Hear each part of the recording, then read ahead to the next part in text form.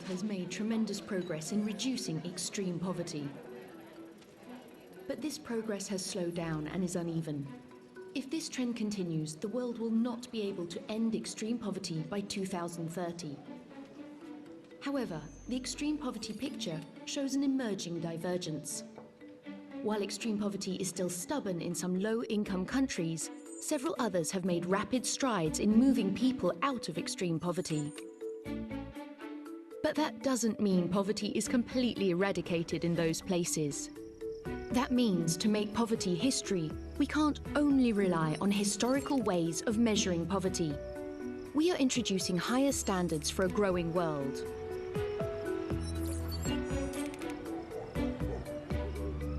Also, as countries grow, their outlooks of what constitutes basic needs vary. While in one country you may need just clothing and food to find work, in another you may need a cell phone, a car, and access to internet in addition to food and clothing. Introducing a societal poverty line that combines extreme poverty, which is fixed, and a relative dimension of well-being that differs from country to country. But poverty isn't all about money. To get a full picture, we need to understand that deprivation comes in many forms and use a new multidimensional measure that not only considers income, but also education, electricity, water, and sanitation. Finally, to expand our understanding of poverty, we need to go inside the household to learn how resources are shared. Globally, 104 women live in poor households for every 100 men. However, to know how many women are poor, we need to know how resources are shared within households. This requires more investments in survey research. It is possible to strive for a world in which all regions, countries, households and people experience the benefits of poverty reduction. But for that, we need to piece together the poverty puzzle to understand its full impacts.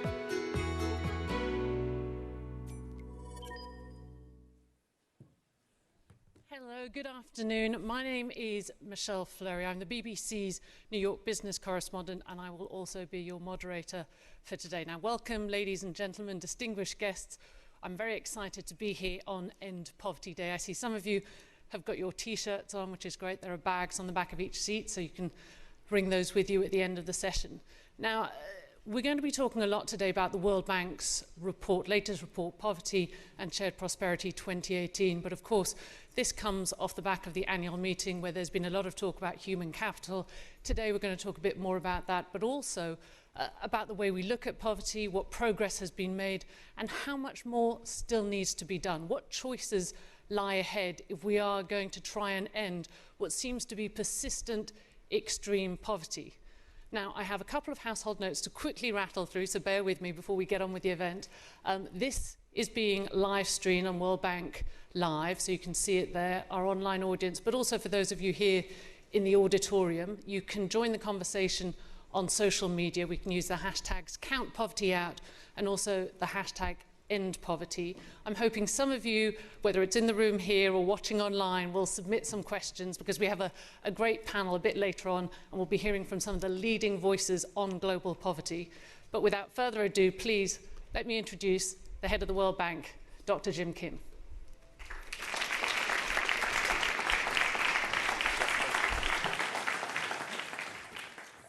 Thank you, everybody. I'm literally off the plane from Tokyo. Come on in. We just came back from a very successful annual meetings. But I'm here because every year on October 17th, we celebrate the progress we've made and the distance to go toward our twin goals, to end poverty by 2030 and to boost shared prosperity for the bottom 40%, the poorest 40% around the world. But we also today are really taking stock of where we need to go. When you came into the building today, you passed a sign by the entrance that sums up our mission. Our dream is a world free of poverty. And earlier today, we released the latest Poverty and Shared Prosperity report, which shows that we've never been closer to ending poverty. The percentage of the global population living in extreme poverty was 36% in 1990. And today, it's around 10%, the lowest it's ever been in recorded history. During that time, more than 1 billion people lifted themselves out of poverty. And about half the world's countries have reduced extreme poverty to below 3%, which is the target we set for 2030. This is one of the great achievements of our time, but 736 million people still live in extreme poverty, and that's living on less than $1.90 a day. The report also shows 3 trends that add great urgency to the work we're doing. First is that the pace of poverty reduction is slowing. To reach our goal of bringing extreme poverty below 3% by 2030, the world's poorest countries will have to grow at rates that far surpasses their historical experience. Second, poverty is becoming more concentrated in sub-Saharan Africa. In 2002, the continent was home to just a quarter of the world's poor. But in 2015, more extremely poor people lived in the region, 413 million, and while it was a quarter of the percentage in 2002, now it's more than half the percentage of the extreme poor living in the world. Our forecast for the next decade shows that poverty rates throughout sub-Saharan Africa will continue to be unacceptably high, in the double digits. And third, those living in extreme poverty will be harder to reach. The poverty rate in areas suffering from fragility, conflict, and violence climbed to 36% in 2015, which is up from 34%, and will surpass 50% in the next decade. This means that there's no room for complacency. We have to intensify our efforts to boost economic growth in lagging countries and ensure that the poorest 40% of the population benefits more from that economic growth. One of the most effective ways we can do that is to help countries make the right investments in people, which builds what we are calling human capital. Human capital is the economist's way of referring to the stock of knowledge, habits, social and personality attributes, including creativity, that produce economic value. At the annual meetings in Indonesia last week, we focused on harnessing new technologies and helping countries invest more and more effectively in their people. We launched the Human Capital Index, which will help to make the case for these critical investments. The Human Capital Index ranks countries from 1 to 157. We had sufficient data that we felt confident in being able to rank 157 countries. And each country falls into a range from 0 to 1. A 1 is only possible if a child born today, if every child in a society born, in a country born today, can expect to achieve full health, which is defined as no childhood stunting, and survival up to at least age 60, and a complete education, meaning 14 years of high-quality school by age 18. No country received a 1, but Singapore was the highest at 0.88. The Human Capital Index draws a direct line between better health and education outcomes and future economic growth. For example, if a country has a score of 0.50, the future GDP per worker could be twice as high if the country's workers achieved complete education and full health. Over the course of 50 years, this works out to 1.4% of GDP growth additional every year. And the index also makes the link between investments in people and poverty reduction very clear. We've simulated what would happen if all countries improved their human capital outcomes at rates equivalent to the top quartile of good performers over the past decade.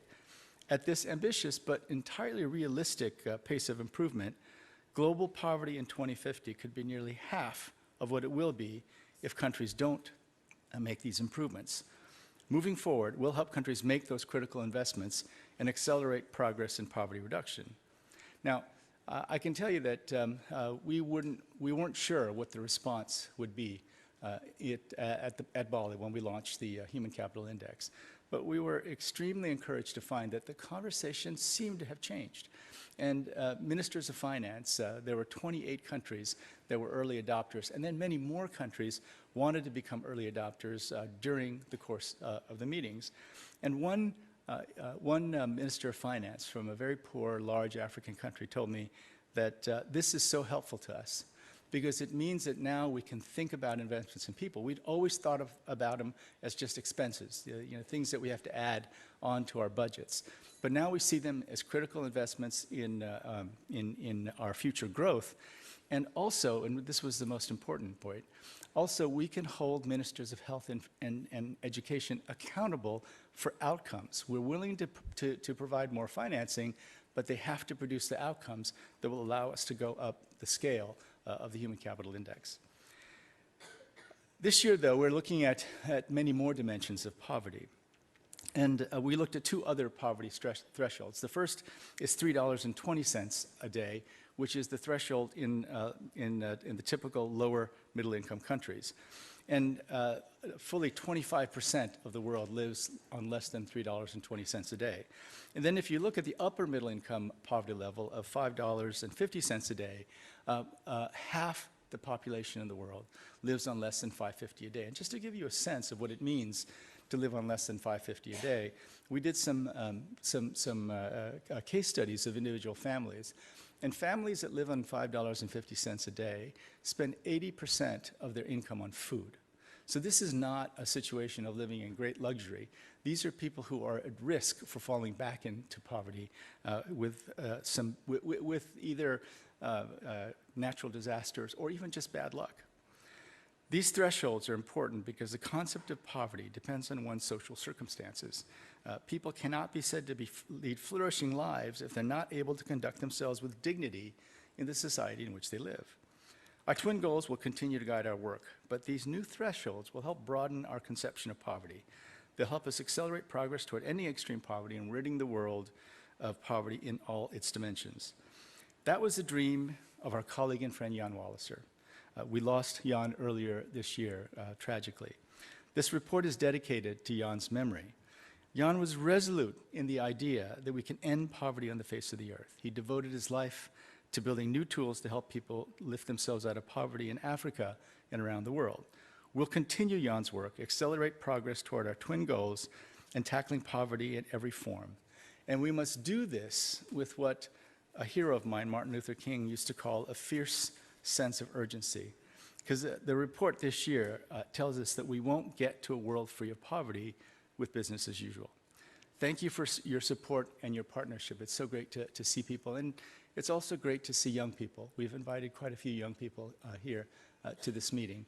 And I want to especially say to the young people that you need to take charge of this agenda. You can't trust the adults in the room to take charge of the agenda. You know, when I was growing up in the 60s and 70s, they used to say that you can't trust anybody over 30. And I would say you shouldn't trust anyone over 30 to tackle the most important problems. Poverty is one of the big ones. Climate change is another one. We don't have the same stake in the kind of future that you want. And so please, take charge of this agenda. Make sure that we can end poverty in the world. And I thank you all for being here. Thank you.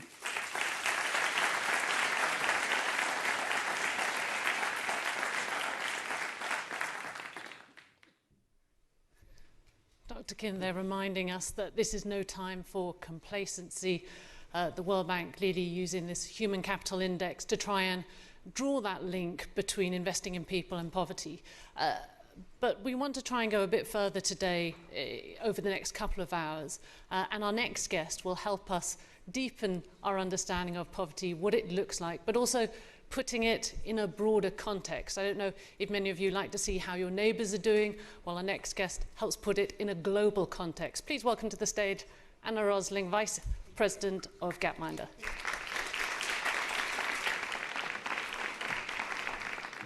Hi there. Is it on? Yeah, now it's on. I put the timer here, so I'm going to start it now. Now I feel a bit discouraged being above 30, so I don't know whether you should listen or not.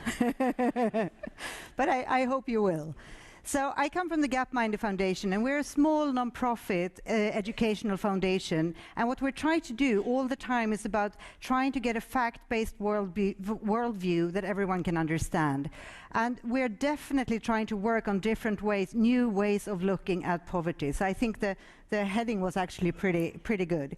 So this is the old way, and this way, few people uses this still, but there is a problem, and it's especially a communication problem. If we talk about data this way, we will have very few listeners.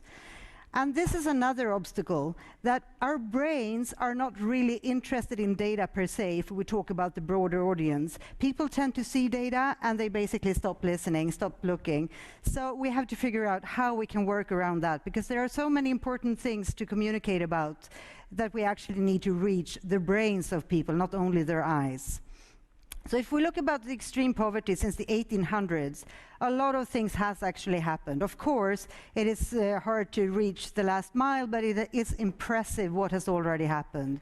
But when we look out the window, it's very hard to see that kind of progress, right? Because it looks like yesterday, except maybe the trees has changed color. And if we look at the TV, then we will see disasters and wars and refugee crises, diseases, beautiful beaches, cute animals, and cultures we don't really know who they are. And all these events on the TV, they are extraordinary events. We never see the everyday realities. And if we're going to understand the world, looking out the window will not do, and looking at the TV will not be complete either. So therefore, we created a project we call Dollar Street, which I actually think fits pretty well with what you're doing here today.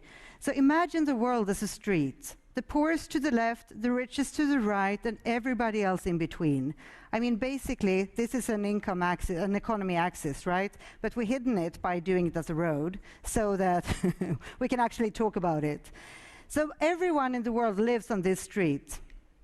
And on this street, then, we will see a lot of people, we can see houses. So what we have done is that we've sent photographers out to homes in in a number of different countries. We've been to 52 countries at this point and more than 330 homes. And in each home, they do a systematic documentation of everyday functions, such as beds, cooking, toys, and so on. And we want to do that so that we can visually actually compare living conditions in everyday lives all around the world and make a global comparison. So this is what it looks like. I'm just going to show you briefly. You have the street on the top, poorest to the left, richest to the right, and everybody else somewhere in between. I think that is the first most important lesson. There is not a gap between the poor and the rich. We have to remember that it's a constant gradual change, and it will be a little bit different in each home how things are being prioritized as we go. But there are huge things that are pretty similar. So this is the street. We have developed our own income index based on both assets and PPP and self-reported income and so on. So it's not exactly the one you have here, but I will show you later. We're trying to do the first adaptation of the new lines here. But this is Dollar Street, so this is like an income per month kind of thing. But then you see the poor families to the left, the richer to the right, and they are from completely different places in the world. And what we can do now, remember, using photos as data so people don't think that they are looking at data, but still they are learning, very smart. So we can go here and we can click beds, and then instantly the UI changes so we can see beds on different income levels all over the world, and just see the similarities and the differences. And we can actually filter like this, which is pretty neat. So we can do this and see a certain section of the street. Here, for instance, now we're looking in the middle income sort of region, and we can see what beds look like. We can go down to the poorer end like this and only see those, or go up. We can, of course, if we want to select certain areas of the world, maybe we're interested in I don't know, a few countries, we select them and we skip the rest. You sort of get the idea. So this is how you can go along. So if we pick toilet here, for instance, like this, I sneak peek at the watch. It will work, I hope. We see all these toilets, white, and you can flush them. Seems like that is a preference when we come up to the richer end of the street. When we look at all the toilets, we will get a complete different image. And I think this is the important thing, that when we are focusing on poverty, we still have to put it in a context so we can see compared to what, or see the gradual change, because otherwise our brains are very bad at understanding, even though we can understand perfectly what living conditions will be in extreme poverty, for instance, but understanding the overall changes, I think, is very important. But here you get the idea. We also, of course, we are looking at everyday functions. So, for instance, how people are brushing their teeth. So now we start at the richer end, and imagine, see here, everyone are having a plastic toothbrush and toothpaste because it's a universal thing to brush our teeth, and it's a very cheap and durable good, the toothbrush. And as we come down here, some are very serious when they do the brushing, but except for that, it's about the same thing going on everywhere.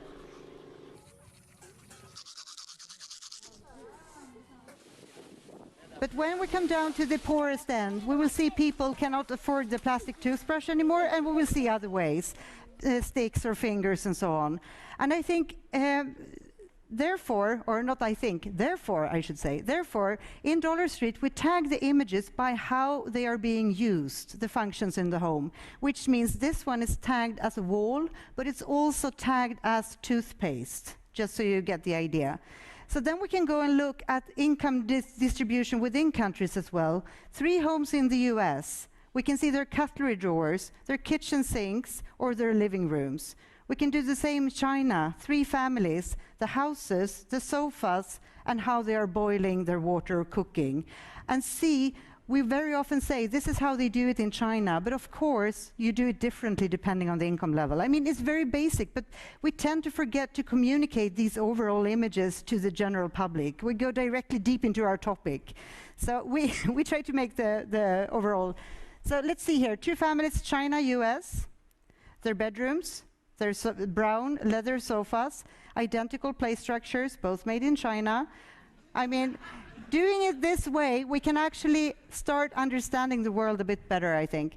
And going down to the other end, 2 families, 1 family in Nigeria, 1 in China. They look very much different, I would say. If we were just seeing them one-on-one, we might not think they had much in common. But look at their ceiling, their sofa, how they store their grain, what they're going to have for dinner, and how they are boiling their water.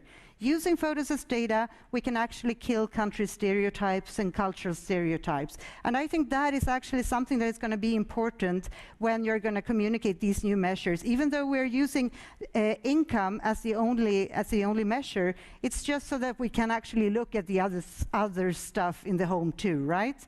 So when we use Dollar Street, it does not look like the images we see in the news. We see the everyday realities of people. So we start to use 4 levels. They might seem a bit familiar for people at the World Bank, right? But we call them 4 levels. That's the good thing with being a small nonprofit. We can decide our own indicators. So it looks like these, and they are actually based on these groups, of course, but we simplified them a bit, and we call them levels because we think people have easier understanding levels, going from level 1 to level 4. 4 is where we are, you know, and doing it on the street makes sort of sense for people, and we actually changed a little bit the thresholds. That's so. And then we can actually use these to actually show where people live, and this is how the world population is divided roughly. And we can see by looking at functions just like transportation, walking, biking, having a motorbike and a car, roughly, trying to make these overall images so that people can get the whole idea. And here are the thresholds you were talking about recently. And we tried actually to map our imagery to these and see what it looks like at 190, 320, and 550. So I picked a few families. We did a conversion together with you. And let's see how it worked. I think we need to fine-tune, though. So don't be too harsh, because this is the first tryout. But this is 190. 3 different families, different parts of the world, sort of around 190. And their kitchen, their beds, and their toilets. I mean, having this, we always try to work in comparison over regions, so we stop thinking about how people do it in certain cultures. I think that is an important lesson too. 320, 3 families, the Ravafi, the Poma, and the Fornu. Look like they have very little in common, maybe. Their toilets, pretty much the same, beds, and stoves. And then 550 here, we have 3 families I picked from the Dollar Street concept, Abu Avad, Singh, and Oke. And their kitchens, their bedrooms, and their toilets. And yeah, so far we have done 330 homes in 52 countries, about 40,000 images and 5,000 video clips. Next, we hope to do 10 homes per country as a starting point on different income levels. And Now I am going backwards. That's why it behaves so badly. The wrong button. And we want to do it every 5 years, going back to the same GPS coordinates, so it becomes a historical document over time. And it's a bit stupid now because we are sending photographers out to find homes based on household survey data and other data already produced. What if we could actually, when the researchers sit in the house and actually check what kind of roof, what kind of floor, what kind of stove they have, if they have electricity or not, what if they would actually take the photos in a systematic way? That would be a pretty cool way of building up a database like that. So now we have homes, but we're going for schools, health clinics, food stores, religious places, and so forth. Because actually using the street is only a concept on which, I mean, it's an income axis hidden as a street, and we can use it on a lot of different things. So if you want to continue talking or helping out with that, because we're a very tiny one, please send me an email. And good luck, and you know, whatever. Thank you for having me.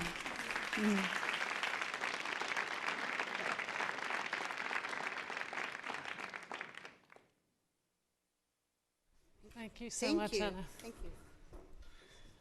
Thank you for that insightful, and I think surprising in some ways, looking at poverty through that lens. Now, at this stage, we are going to hear from some of the leading voices on global poverty, so I'd like to invite Anna and our other guests to the stage. And while they take their seats here, we will just sort of a reminder that we are hoping to take questions from those of you here in the room, but also those watching online. You can tweet your questions, just use the hashtag #CountPovertyOut. And if you want to sort of add your comments as well, the other hashtag is End Poverty. So do join in. If you have a chance after this event, it is very well worth your time to have a look outside. I don't know if you've had a chance to see the fair. There's a wall there called End Poverty where you can write your messages as well. So very much join the conversation. Oh. And now please let me introduce my guests. Next to me, Fernando Fanel, you are with Poverty Spotlight, a group in Paraguay, and you've also held various public sector positions in Paraguay there over several years. Next to him, Shara Razavi, Chief of the Research and Data Section at UN Women. Anna Rosling, you've just heard from Gapminder. Also at the end there, Axel von Trotzenberg from the World Bank. You are in charge, Vice President of Development Finance. You have the difficult task of making sure that the priorities of the World Bank, but also clients and donors, all align through financial instruments. And also joining us on video conference there, I hope he can hear us, Jamie Drummond, yes? Wonderful. Can you see or hear me?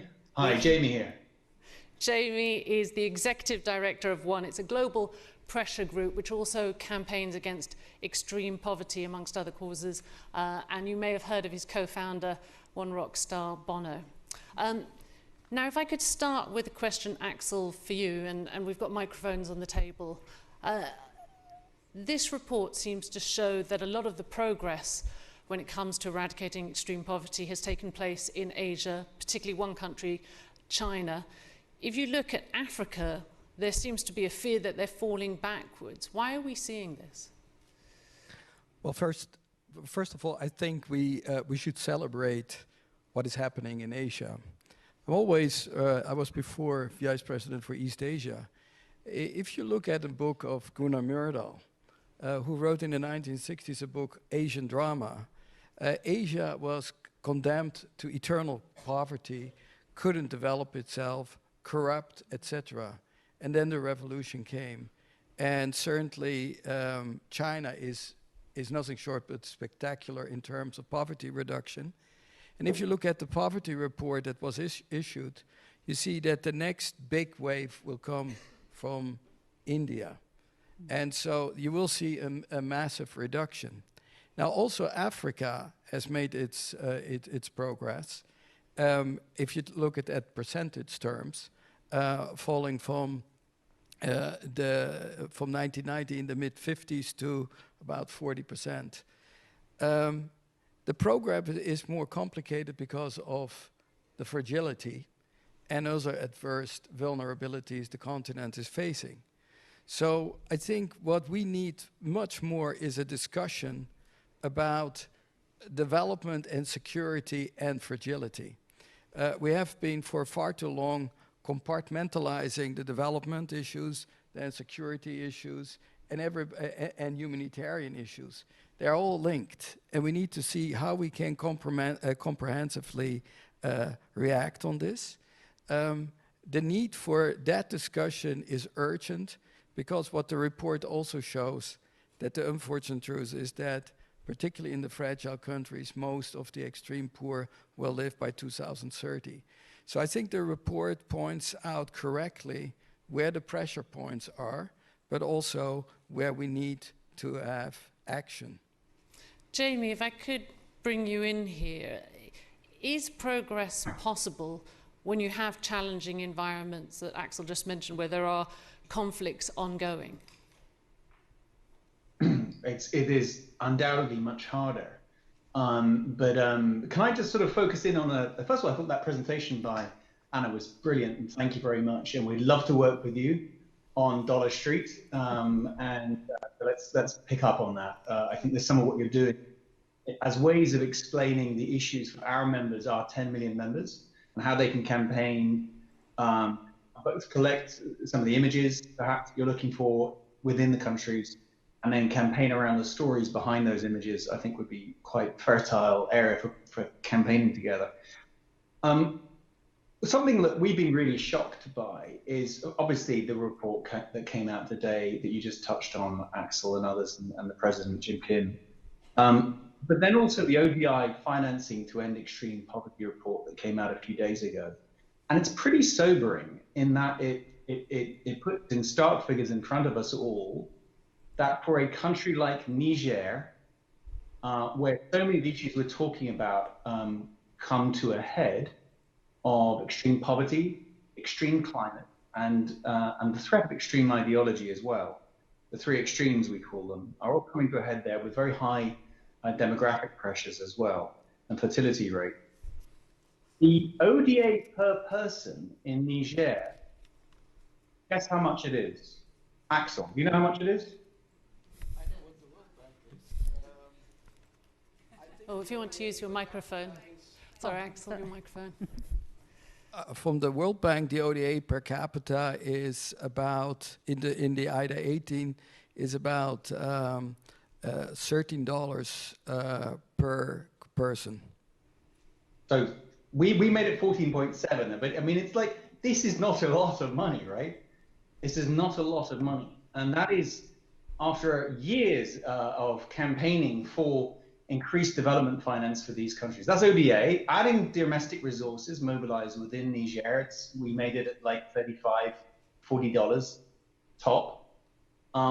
Say it's $60, $70 per person, ODA and domestic resources combined. And yet there's widespread consensus that we should be spending, and this is, by the way, assuming the money's really well spent, which is a big assumption. We should be spending in the region of $200 to $250 per person per year. And we've got 60, 70 at best, probably most of that not completely brilliantly spent. So to answer your question, I think, and I picked Niger because it's not the most conflict-ridden country. Mm-hmm. It's fragile. It could go either way, and I think that how, particularly the cohort of young women born around the year 2000 who are 18 this year and will be 30 in 2030, how they spend the next 12 years of their lives, the choices they make, how we finance their fight against extreme poverty and the struggles they face and partner with them is the deciding question as to whether we will achieve the 2030 targets and whether we will all collectively succeed in this challenge.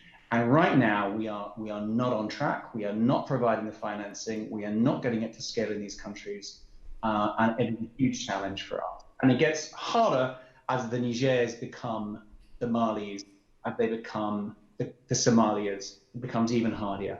So I think if we can have that shared sense of a core client, those women born in the year 2000, those young women and the choices they make and how we finance their fight against extreme poverty would give ourselves a clear client and a clear focus.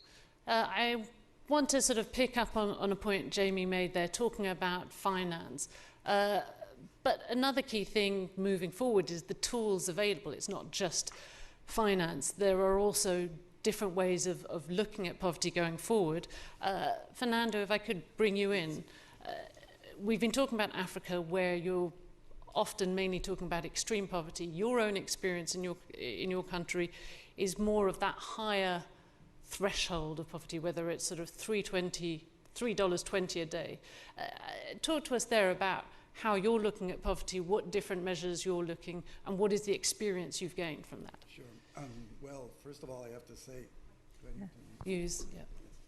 No, I have to say that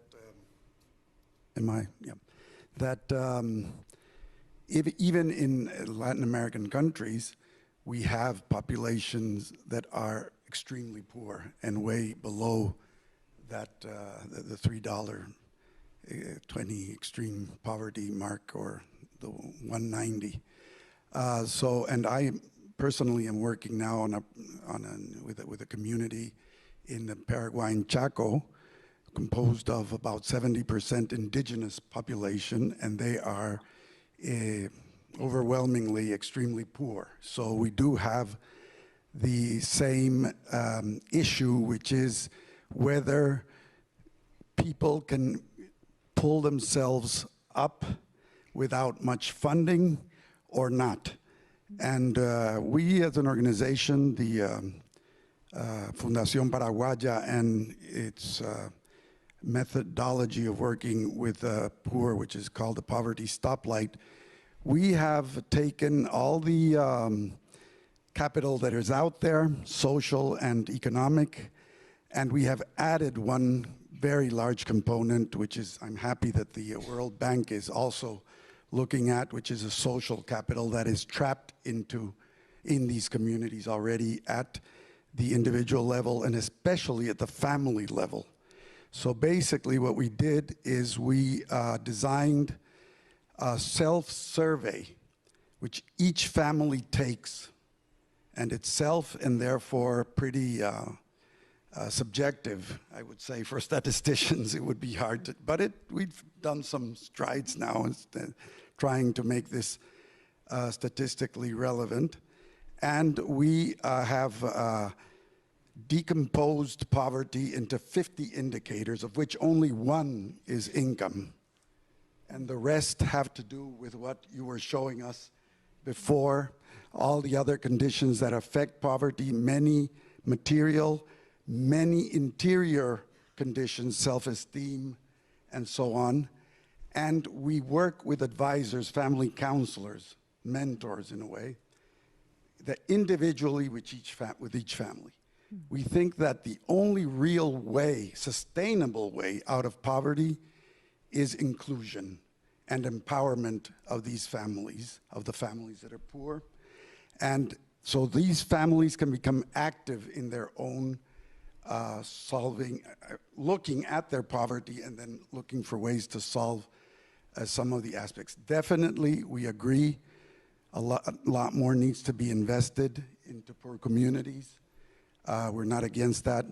We just want to make sure that assistance and aid and charity is not a trap for these families into poverty, but more a trampoline, a way to really leverage the capital that is trapped in them, social capital, and freeing that and making sure that families become empowered and can work with institutions to improve their lives. So, I mean, it sounds like you think past methods of trying to measure and capture what poverty looks like were too narrow. Well, definitely. I think it's great that the World Bank is now coming up with a multi-dimensional way of looking at poverty. We have discovered this almost 10 years ago through our work with microfinance.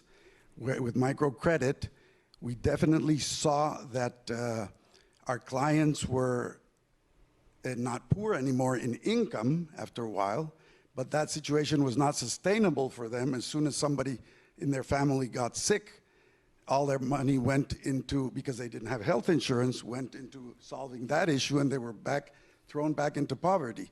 So we started jotting down everything that a family needs in order to sustainably be out of poverty. And we came up with a list of 50 things, including many things that depend on governments also, but it also depends on how people, the incidence these families and their communities have on governments. So that's one of our indicators. And joining a group is another indicator, and things that have to do with their self-esteem are also there. Bathrooms, as you showed, kitchens, every one of those is an indicator, one of our 50 indicators. And we found that with extreme poverty, maybe you will not be able to give them credit, for example, or start them in a business that gives them income, but you will be able to leverage on the positive things, like indigenous populations have strong native cultures. This is a green in our poverty stoplight, a non-poor indicator that leverages the solutions of other things, and slowly we get to income that way. So income is not necessarily even the most important thing. There are other things that are just as important. Self-esteem is one of them, for example. So dignity is the first thing, and we do not want policies that go top-down only. We want to make sure that there's also a bottom-up coming from the families. And within families, I'm also very happy to see that the World Bank now is going to be working within the families to see how things are happening there and the distribution there. We have run into this issue working with families. We do need to do it within the family, though, just to make sure that that unit doesn't suffer from the, but we have, one of our indicators is intrafamily violence. And we have seen, for example, that yes, working with families on that, we can definitely move them from red to green, which is what we're doing with the poverty stoplight. I want to talk a bit more in a moment about families, about the composition of the household. But Shara, if I could bring you in here at the moment, just to pick up on this point of indicators. How can household data improve the picture we get of sort of what poverty looks like? Well, I think Fernando already got us started, but before I answer your question, if I can just say that we were lucky enough to get a copy of the report a few days ago, and I have read the whole report, and I really do want to congratulate the team who prepared this report for the richness of the report in terms of moving the World Bank obviously very strongly on its mandate of looking at absolute poverty, but also bringing in a way that I think Tony Atkinson, who was heading the commission who wrote to the bank about measurements of poverty, moving it slowly also towards the direction of looking at relative poverty and looking at other dimensions of deprivation to give us a much richer picture, as we also saw from that beautiful presentation that Anna gave us. So I really do want to congratulate the team for a very rich report, which I think is kind of breaking new frontiers. And as part of the UN, we're very happy to see the kind of developments in this report. But also, in particular, to pick up on your question, I think it was great to read the chapter on what's happening within the household, which Fernando was just referring to. Obviously, issues of domestic violence, intimate partner violence are very important. We now increasingly do have surveys, violence against women surveys that look at prevalence of violence against women, domestic violence. And I think in the dimension of security that the report talks about, that's a very important aspect of security, that personal security, which is put at risk and in jeopardy within the household, is a very important dimension to be looking at. But also looking at other dimensions of deprivation. The sort of whole area of the money metric approach, if you like, of income, the distribution of income, distribution of resources. You know, we've known for a very long time that from micro-level literature, particularly on South Asia in the 1980s, there was a lot of debate and evidence on the way in which resources are not equally distributed within the household. Even basic resources like food, like attention to healthcare, how girls in particular can be put in jeopardy, their lives can be put in jeopardy. There was a big debate based on that evidence from South Asia of how that basic assumption that we take in household surveys, that resources are equally distributed, which is the basic assumption on which we build measures of poverty, that assumption is open to question, at least in some parts of the world.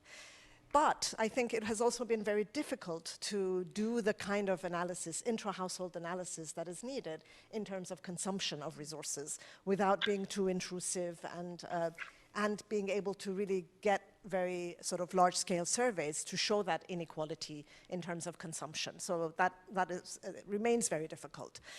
But I do think that there are, for example, there's been some really interesting work that the World Bank, the LSMS colleagues have been doing with UN Women and with the UN Statistic Division to use surveys, household surveys, but make sure that household surveys capture and talk to individuals within the household to get indicators on asset ownership, ownership of land, of housing.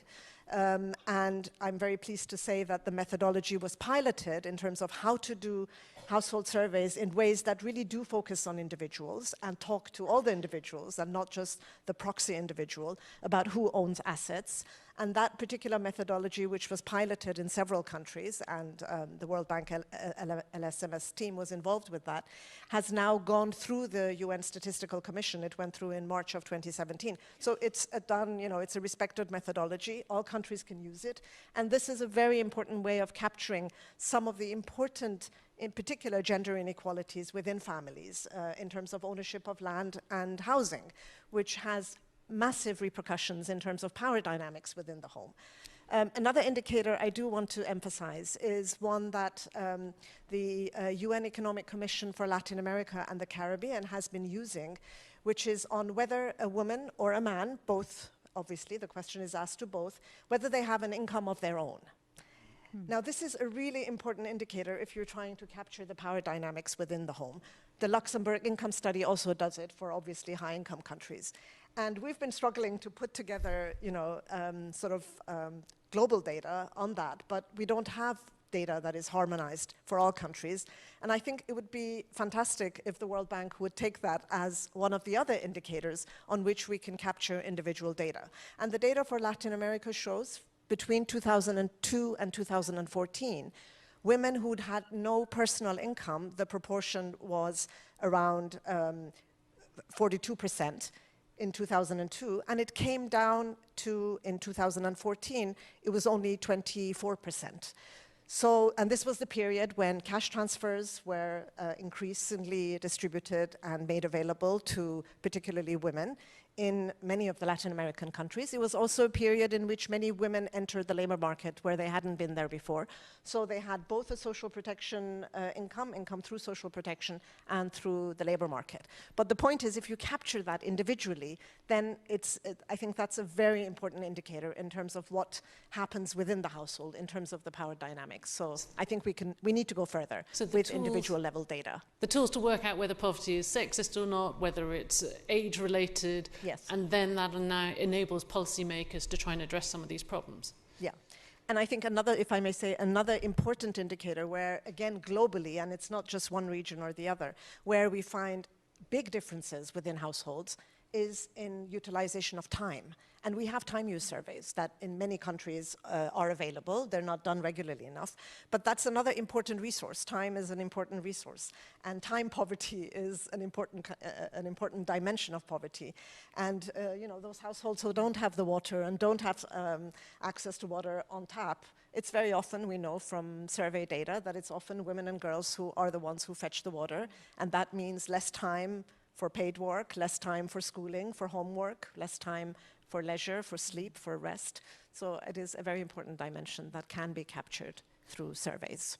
Now, Anna, I have the first question from our audience. This one from Data Science. What implications would including pictures in household surveys have on privacy and government control? On what? So what are the I heard implications privacy, but I didn't hear the last word. On government control as well? Aha. Like, as you're gathering Yes. these images, and I would imagine that's true with the Yes. project. Yes, of course. Of course, that is a very important topic to discuss. It can, of course, have huge impacts. So it's important to define how much are we giving away, right? And the families we have been working with so far, it has been on a totally voluntarily basis, right? So they know what they're doing. Of course, we have to stay away from putting them into any form of hazard. So we make sure, for instance, we are only saying in what country they are. We don't even give the city. So we have the real name. That could also be discussed, but it felt very awkward calling the real families for something different. It felt very strange. But we do not say where it is. So that is one way of actually keeping a way of keeping parts of the privacy. But I think we're also moving to another type of society where we actually have all these shared places where we're actually sharing things. So I think we need to find ways of working around the privacy issue, because this is very, very important that we can get a glimpse of what life actually looks like for people. And of course, I think the important thing then will be if we stand in the household, if we have a family who actually participates and volunteer to open their home, to show what their home looks like, then it's most likely not the time and the place to actually also talk about abuse in the family, for instance. So they have to be different ones. So I think that's an important thing. So I think it's important that Dollar Street will not grow and become the hub of all information about each and every house. It is the assets. Fernando, I don't know if you want to jump in. Yeah. I would like to jump in. In our survey, our self-survey, this is all done with the technology now. So we actually use a tablet with the three colors of a traffic light, red, yellow, and green, and the head of family, who is usually a woman, because she's the one who knows about her family, and men usually don't know what grade their kids are in, or if they have the vaccination, all their vaccines, and so on. So we work with the women, head of family mostly. Yes, the information is, in many cases, very much in detail where the income is coming from, who are the income owners, and that type of information is there. All this is done on a tablet. The advisor, the family advisor, will take this information on a tablet, online or offline, but then it is loaded onto a mainframe. Let's say it's up there. And this is confidential information, completely. The only person who will access this information is the family itself, through not a hard copy is left on the wall as a mirror, as a chart of their greens and yellows. And it's super interesting because you will see families that you consider are not poor any longer, but they will have yellows and they might even have some reds. So it sort of equalizes us all. It's a great equalizer. You realize that it's not a patronizing sort of situation in which we're looking down at the poor. We all have something to fix in our lives, and it's there among the 50 indicators. This is very important in our methodology. We want to make sure that people do not become dependent and do not see us as bringing things to them, that this is really just an orientation that we're giving the family. And this information is also available in an aggregate way, geo-referenced even, for governments or whoever partners we might have for whatever program there might be out there. Okay. So that would be in an aggregated way. You would not be able to identify the name of the family. The houses would appear geo-referenced. I mean, you could go through the trouble of finding out who it is, but then again, you could limit that information to the less sensitive family, the more material things and less personal things. So there are ways to keep that confidential. This is all voluntary. In my project in Cerrito, Chaco, we have 1,000 families participating. That is the entire community, of which 70% are indigenous and 70% are Paraguayan non-indigenous. And these families are participating simply because they think that they might be able to improve their living conditions with participating in this program. We have alliances with the local government, with some agencies of the national government, and with companies in the region, private. So we're working like this in 26 countries now. And we have clients, we call them, or participants in the thousands. And we're very happy with the results so far. The one in Cerrito is the first experience that we have actually for an entire community, saturating it and doing it universal there. But we've been doing what we called the stoplight for companies, for businesses, and that is employees of the business of a company, in one case a supermarket company with 11,000 employees. Mm-hmm. They take their survey, the employees do, yeah. And the company is very, very interested then in making sure that these employees who are making the minimum salary but might have many children and therefore are below the poverty line, how they can, with additional income sources, other members of the family working and so on, pull themselves out of poverty. I want to bring Axel back in at this point. We've been hearing about some of the different ways of looking at poverty, more nuanced ways than just looking at income. But what do clients make, what do donors make of these new tools? Well, first, I downloaded yesterday night the speech of Robert McNamara 45 years ago he made in Nairobi. It's a famous speech in which he attacked extreme poverty in very, very hard terms and basically put them as a moral challenge to the world that we needed to act. He also challenged the world to eradicate extreme poverty by 2000. He thought it was doable. We know where we are. I think also he already talked in that GMP per capita and all these measurements are not sufficient. So you don't need to go to now that we are discovering the world, 45 years. I think what has changed is we have, and he also spoke about it, we don't have data.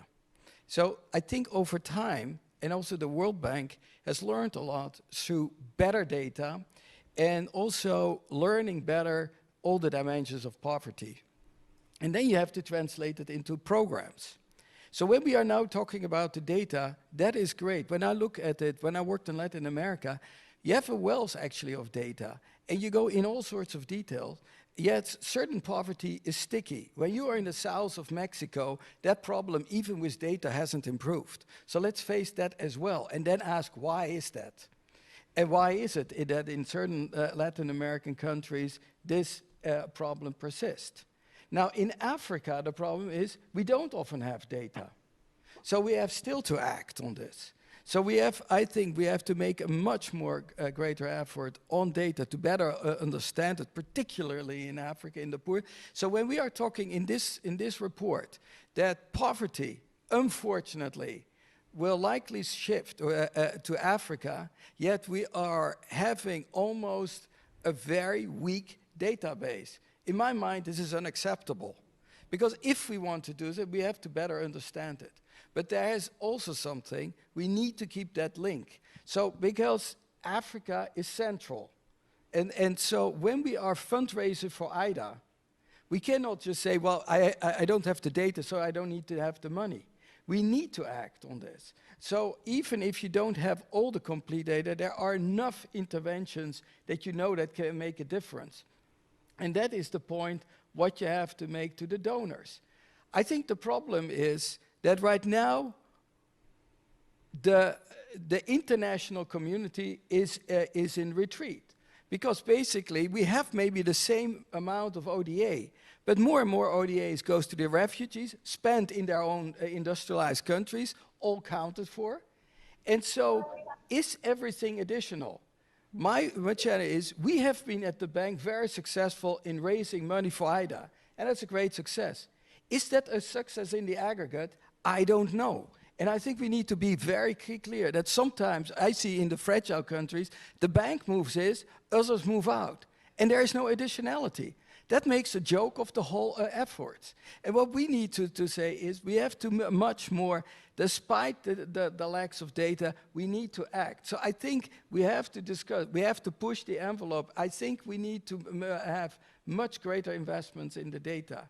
But at the same time, we cannot forget that talking is nice, acting is more important for these people. Jamie, I think, Axel, you and Jamie both agree on funding being a key part of the solution. But we have a question here from Dr. Samson Ezekanye, and he says, how can Africa harness the demographic dividend of the growing youth population to eradicate poverty in a lifetime? I don't know, Jamie, if you want to take that.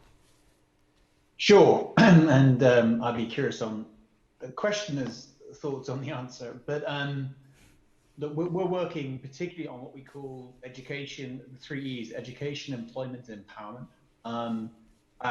The World Bank's obviously done this great report on human capital, and the index will be very helpful to guide investments there. But that's what needs significant scaling, is investment in health, education, access to employment for young people, and this is very important, slightly more intangible things about voice, standing, access, and the ability to hold the system to account.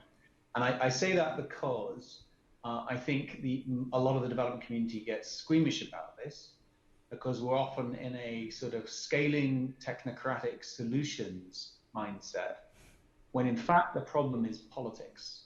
It is the political economy of a series of obstacles to the reforms that everybody knows are necessary to get the rent seekers out of the way, to make sure that contracts and procurement processes are open, and to make sure budgets are open, to make sure, of course, that all aid processes and budgets are open.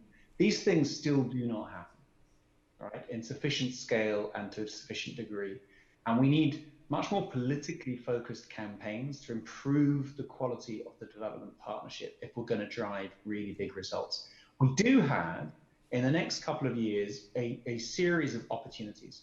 Now, with regard to Africa, what's really interesting is we've been having a series of really important meetings with African heads of state and their advisors, and with European heads of state and their advisors.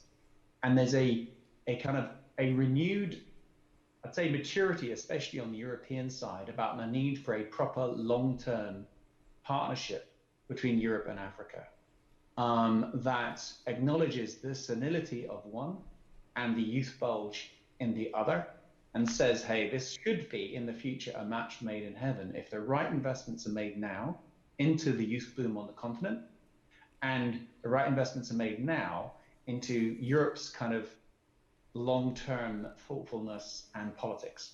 Those investments are very hard to make, and should we say, the rise of authoritarian, xenophobic, misogynistic, climate-killing, democracy-denying authoritarianism is the challenge we face. And I think what we need to do, the politics is there, right? It's absolutely staring us all in the face. Multilateralism is in big trouble. The next IDA may not go well. The next IDA replenishment may not go well. And nor might the Global Fund replenishment and the Gavi replenishment and all the other things we work on, because the people who have to vote in the money for these big mechanisms are, we're struggling to keep them on side, and we need to tackle the politics of this much better. Now, were we to try and design a framework for tackling these issues and combining a series of these concerns, you'd probably come up with something a lot like the Sustainable Development Goals. Jamie, So I think, how do we sort of weaponize the SDGs? How do we make them much tougher in people's hands to hold government accountable for delivery against these things is the next test for our joint efforts. Jamie, I want to give Axel an opportunity to respond to some of what you've just said. I will say, look, I think the whole political economy dimension, Jamie is fully correct. At the same time, what he said, speculative about IDA, the next round may not be so good. I've heard that. I did 2 rounds in IDA 16. I've always had naysayers. In IDA 18 it was bad, and we got a record 50%. What you got is to fight for something. And what you got is to bring political relevance to the debate, innovate, and deliver. If you do those 3, you're in good shape. If you don't, you lose. So that means basically still the international community is interested to help, but they are not wanting to waste money. They also want to see innovation and that you are not completely working in a political vacuum. I think you can do it. I think the bank has shown it, but we'll fight for that. And I think that what I have seen is over time, there is actually a lot of solidarity among donors. They may not like each other, but they have one thing in common. They actually agree about poverty. And I have seen an incredible amount of cooperation. You have to leverage that. You have to find those coalitions. I think that the bank lately, with IDA as well as the capital increase, has shown that we can show political savviness and focus on the mission. And that we have to do, and you have to fight for it. I mean, Dr. Kim, at the start of this event, talked about the fact that you couldn't just rely on existing institutions, that the youth had to come out and fight for the things they cared about. We have a question here from Ashley Newell. How are youth being included in the process of innovating poverty measurement tools and methodologies to ensure the tools address their unique life phase and context to enable this next generation to escape poverty? So, Shara, if I could give that one to you. I think the youth, absolutely. One has to listen to the very unique perspectives that they bring on the problems that I think many of our generation have created. We're leaving them a world that is not looking very good.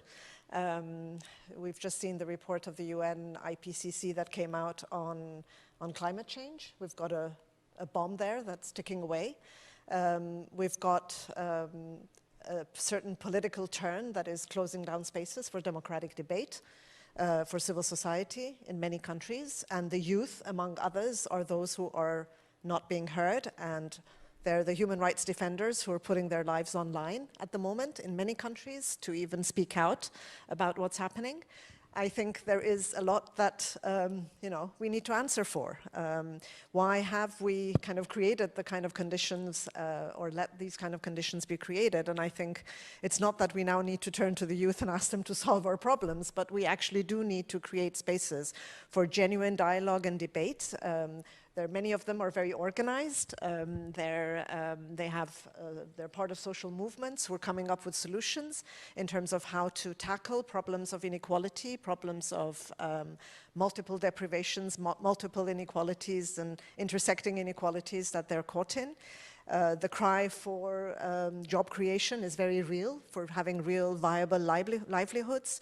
And I think we really do need to refresh our institutions of governance to bring in many of these voices and to bring in the kind of creativity that they have in terms of being able to address the kind of democratic deficits that unfortunately we're seeing rising and increasing in many countries. Now, in terms of many of the sort of issues that we also have done research on, which speak to these issues of clustering of deprivations and creating, I think, this sense of despair that sometimes is what drives people towards extremist positions, that attracts them to groups that are intolerant in many different ways, whether it's of immigrants or it's of the others, whoever they are. I think this sense of deprivation and inequality is one that really needs to be acknowledged and tackled in a very real sense. Part of it is income and poverty deprivation, which we can capture through poverty data. But I think the move that the bank has made towards looking at the multiple forms of deprivation, that really does give us a much more multidimensional sense of why people feel trapped, when you're living in households and in communities where you don't have jobs, you don't have access to decent sanitation, you don't have decent quality education, you don't have decent healthcare. These are kind of the issues that create, I think, a sense of deprivation that drives the kind of politics of intolerance and politics of hatred, which is something that I think is something that many societies were suffering from. So I think we need a democratic renewal, and the youth and their organizations have a significant role to play here. So I don't know if that answers your questions, but that's one thing that I do feel very strongly about. And I can see Fernando wants to Yes, jump I in. wanted to say something. I really think that, yes, we have a problem with policies and with the politics around everything, but that the solution is probably getting closer to the poor. And when we have that relationship established better and the poor become more empowered and aware and motivated, activated in a way, they will engage better with their representatives. I was a senator and then a planning minister, and my sense was then that I didn't know exactly what was happening in a poor household and how we could really engage with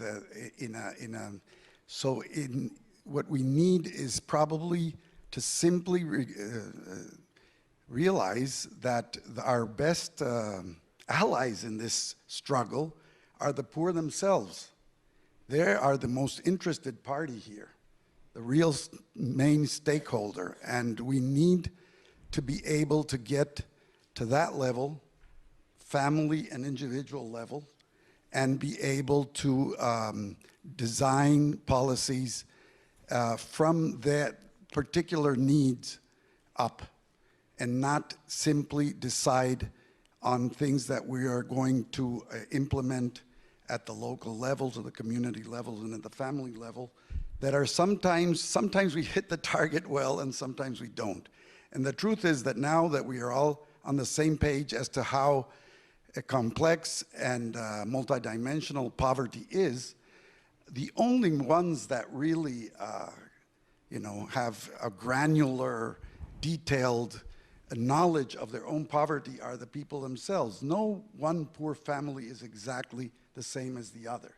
We have found, for example, in our community initiative now, that there is always a positive deviant family there on one indicator, take garbage, that for some reason knows how to dispose of their garbage and keep everything clean. Well, that family is capital, pure capital for the rest of the community. It is very easy to have that experience illuminate, let's say, the rest of the situation there. And with this, the same thing with vaccination, with schools, going to school. So what I mean to say is, let's make sure that along with this new way of looking at poverty and better statistics, yes, and more information on this, on poverty, we also have better ways of working, of making this information actionable, not only from governments and NGOs and institutions, but also actionable from the communities themselves, from the families themselves. And this can be done. We're trying to do it, and we are having quite a bit of success. I think that will be eventually the way, because it's harder and harder. The difficult cases of poverty are the ones, and extreme poverty are the ones remaining, so it's going to be very different. The low-hanging fruit has been picked. So it sounds like you're saying metrics are just one part of the picture. And I saw, Anna, you were nodding your head there when Fernando was speaking. Yeah, I just realized, I think it's important here. At Gapminder, we made a study where we were looking at how people, what facts people actually have about the world and developments and so on.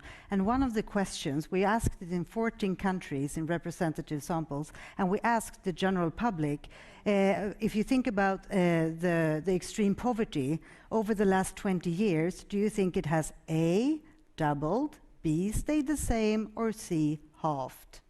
And the US population, only 5% got that right, because people seemed to think that the poverty had doubled over these 20 years. So I'm just thinking, even if we have the data and we know what needs to be done, if we have a public who are perceiving that the world is completely opposite in what is happening, I think we will have a problem. And I think we have to remember that. So I would strongly suggest that we continue to actually look what people know about the world around us, because we tend to do all these outreach, and then we're fine, because we have given them the facts, but we haven't really checked what they know, the general public. Very often we forget that step. And I think that is extremely important to remember, because otherwise it might be very hard to do political stuff if the general public have a completely different idea about what's happening. I think I can just come in on that. I think there are two things to sort of emphasize here. One is also even with a kind of more relative notion of poverty, and it's great that this report of the bank is looking at how the bottom 40% is doing compared to the average, and I think that's a great way forward. There is the sense of that sort of relative poverty, sometimes people refer to it as the Palmer ratio, where you look at the way the bottom 40 is doing compared to the top 10%. Looking at your neighbours. And I think that, exactly, and I think that does, and with the media today, a lot of people are looking how the top 10 or the top 1% are doing. And the sense of feeling that you're stagnating is because you feel others are just running ahead. And I think that does in itself also create this sense of, deprivation. And it is important to sort of underline that really relative notion of poverty, especially in a world where there's such communication and, people sitting in Mumbai and in Jakarta know what's happening in Manhattan. So I think that is really important to bear in mind, that really relative sense of the term. And also the other thing, that one of the studies we did for a report that UN Women put out for the SDGs called Turning Promises into Action. For 4 countries, we looked at different kinds of deprivation. We looked at deprivation in terms of access to water and sanitation, healthcare, paid work, as well as education. And what you could see is that there are particular communities, particular groups of women where the deprivation sort of clusters, and this is the work that many others have done on multidimensional deprivation, multidimensional poverty, where there are particular groups. For example, in the 4 countries that we had, in Colombia, it was in particular the indigenous women and women from the Afro-Colombian social groups who had multiple forms of deprivation across all these different areas. In the US, which was one of the 4 countries, again, it was the Hispanic community, as well as the indigenous people here, Alaskan indigenous women, who were amongst those who had clustered forms of deprivation across different axes of deprivation. So I think it's really important for us, we want to look within the household at the gender dimension, but to really look at the way in which gender intersects with other kinds of inequalities. And this clustering of deprivation is not just random. I mean, it happens to particular social groups who have been historically excluded. And you're really trying to fight against those kinds of structural inequalities and exclusions that have been sedimented and built over, a long time. So it really does require a major effort in identifying where those clustered deprivations are, where those deep pockets of deprivation are, and then what kind of investments do we need. Infrastructure comes out very big in the report, particularly for Africa, but many other places and many other poor communities. Quality education, quality healthcare, early childhood education and care. If women are to be able to go into the labor market and earn, they need to have, decent quality preschool education, early childhood education and care. This is nowadays a necessity. And the extended family, in the sense that, we kind of idealize, even in many poor countries, it's no longer there. A lot of people are migrating. Grandmothers are back in the villages, young people are coming to towns. And if women want to join the workforce and earn, and even if there are opportunities, they need decent quality care facilities for their children. So these are investments that really, one needs to do in order to get communities who suffer from these multiple forms of deprivation out of that very structural and deep pockets of inequality within which they live. Investing in people, obviously, a key part of it, education, healthcare. It seems like the easy targets have already been sort of touched on already. Going forward, it's going to be much harder. We're almost out of time, so I've really one question for each of you. Brief answers if possible. And that is, given the challenge ahead, given how persistent extreme poverty seems to still be, how confident are you that the dream of ending extreme poverty by 2030 can be reached? Or how close can we get? And if I could work down, Fernando, starting with you, briefly. I think we should definitely aim for that. It's the only way to get there. If we move it past that date, we're not going to do what is necessary. It was going to be very hard because it is more difficult as we go. It's the more serious cases that are left now. But I think that the way to do it is that mix of what we're doing now, which is investing in people and bringing programs that will help. But also, I think that we need to have the poor, the families themselves empowered and take action and start looking at planning their way out of poverty. I know it's hard in extreme poverty situation, I really do, because that's what we do, but it is feasible, and it requires a change of mindset in which we're not giving only, we are also just orienting and definitely entering into a relationship of equals, which is what we're looking now to do. I have an optimist next to me. Shara. I think objectively, we're not living in a world of scarcity. This is a very rich world that we're living in. The resources are there. They just need to be channeled towards the right direction where the deficits are, where the investments are needed.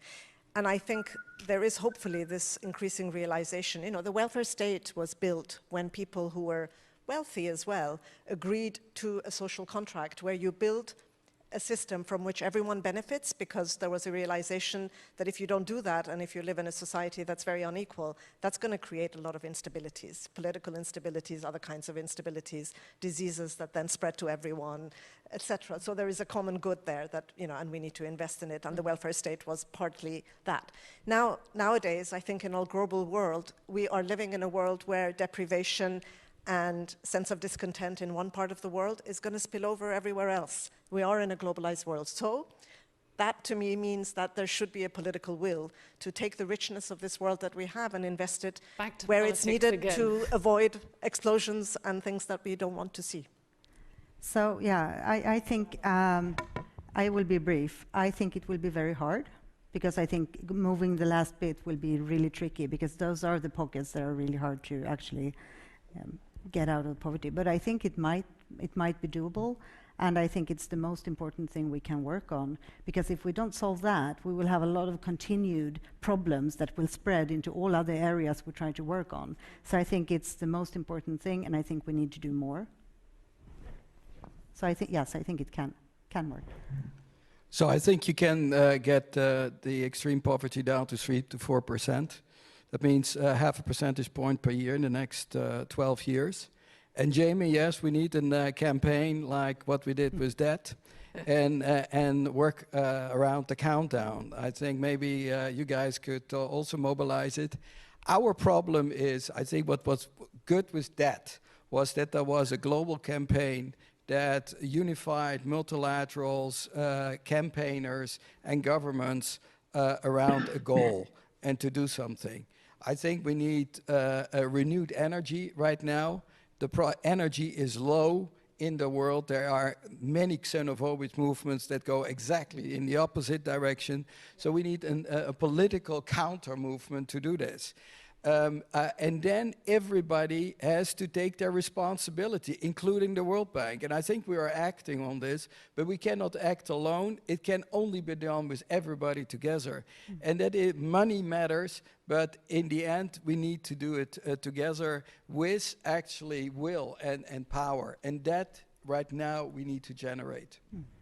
Jamie, over to you. Final word. Yes, we can, because we can generate a campaign that will, I suppose, deliver a new global inclusion contract that's along the lines as been discussed here. And at its core, it needs to increase the development finance per person living in extreme poverty from about $60 a year to about $250 a year. You know, the exact numbers will vary per country. And particularly that increase in development finance per person needs to be focused and targeted on young women in particular. You know, we have this campaign called Poverty is Sexist, which is really about doubling down the development finance for and the policies around the empowerment of particularly young women. Yeah. And if we can get that focus around that core client right and really empower her and her choices, I think we can dent and change and move the dial on the extreme poverty package. But I've got to say, we've got to propose that as the response to this wider political moment, not as some sort of minor technocratic thing that happens in a subcomponent of the world of development policy, but as a central proposition on a kind of renewed support for multilateralism, a renewed excitement about a kind of a radical center internationalism that truly can deliver for people and planet. And we need a shared sense of opportunity and jeopardy about a decade of delivery or disaster, a decade of delivery from 2020 to 2030, or it'll be a decade of disaster. And if we don't rise to that occasion, it will be one of disaster.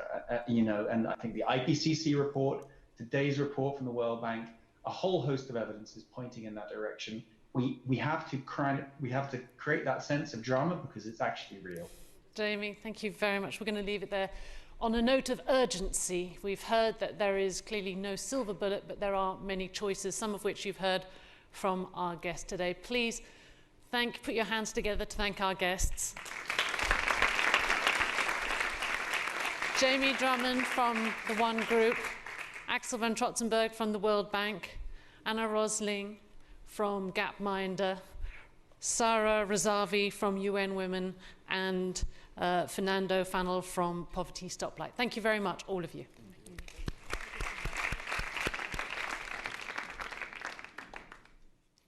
And we have one more treat for you, so please do stay in your seats, because I'd like to welcome to the stage at this point from the World Bank, Jayla Paza, excuse me, sorry, I've lost my notes here, Jayla Paza Bashalu, who is coming to sort of wrap up this wonderful day, End Poverty Day. Good afternoon. I would like to thank the moderator, Michelle Fleury, for a great moderation of this exquisite panel, and to Anna for the very moving presentation. So this was really stimulating discussion. I also want to recognize the team that has brought the Poverty and Shared Prosperity report. It's a really great report, so I would encourage all of you to read it if you haven't done so. And the team, I think, is in the audience, so if we could see the lead authors, Dean Jolliffe and Mariana Lugo, Poverty Senior Director. So if they could stand up, please, as well as Carolina Sanchez-Paramo, the Poverty Senior Director, Haishan Fu, the DEC Data Group Director, and the DEC Senior Advisor, Francisco Ferreira, and the rest of the team.